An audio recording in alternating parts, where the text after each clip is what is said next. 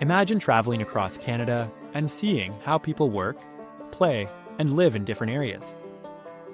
The physical landscape shapes the way people use the land. Some regions are perfect for farming, while others are rich in minerals or forests. Whether it's growing crops, mining for resources, or enjoying outdoor activities, each physical region of Canada has unique human activities that connect people to the land. In the interior plains, which stretch across Alberta, Saskatchewan, and Manitoba, the flat land and rich soil make farming one of the biggest industries. Large-scale wheat, canola, and barley farming happens here, feeding people across Canada and around the world. The prairies are also home to cattle ranching, where farmers raise livestock for meat and dairy. The wide open spaces provide plenty of land for animals to graze. In the Canadian Shield, which covers much of Ontario, Quebec, and the northern provinces, the land is rocky and not great for farming. But it is full of minerals like gold, nickel, and copper. Mining is one of the biggest industries here, with workers digging deep into the earth to extract valuable resources. Smelting, the process of refining minerals into usable metals, also happens in this region. With so many lakes and forests, people in the Canadian Shield also enjoy hiking, fishing, and boating. The Western Cordillera, home to the Rocky Mountains, has some of the best skiing and snowboarding in Canada, especially in places like Whistler and Banff. The mountains also provide opportunities for hiking, rock climbing, and mountain biking in the summer. The forests in British Columbia are rich in timber, making logging another major industry.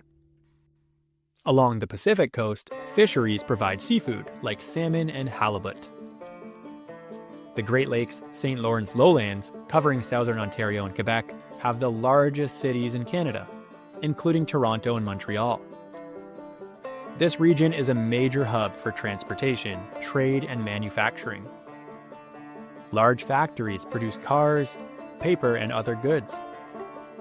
The fertile land also makes agriculture important, especially fruit farming in the Niagara region, where apples, peaches, and grapes are grown.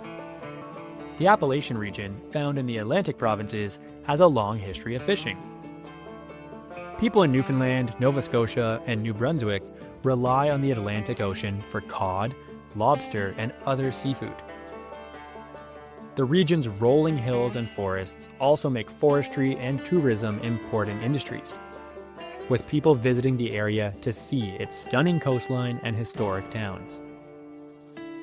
In the Hudson Bay lowlands, human activity is limited because of the swampy, difficult terrain. However, indigenous communities have lived here for thousands of years, hunting and trapping for food and trade. Today, people visit this region to see wildlife like polar bears and beluga whales. In the Arctic region, where the land is mostly frozen tundra, traditional ways of life are still important. The Inuit hunt caribou, seals, and fish, using skills passed down for generations.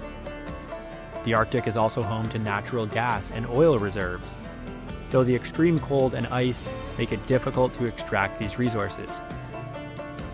Tourists visit to see the northern lights, glaciers, and Arctic wildlife. From farming and mining to skiing and fishing, the way people use the land depends on the region they live in. The next time you see a farm, a factory, or a fishing boat, think about how Canada's natural landscape shapes the jobs and activities of the people who live there.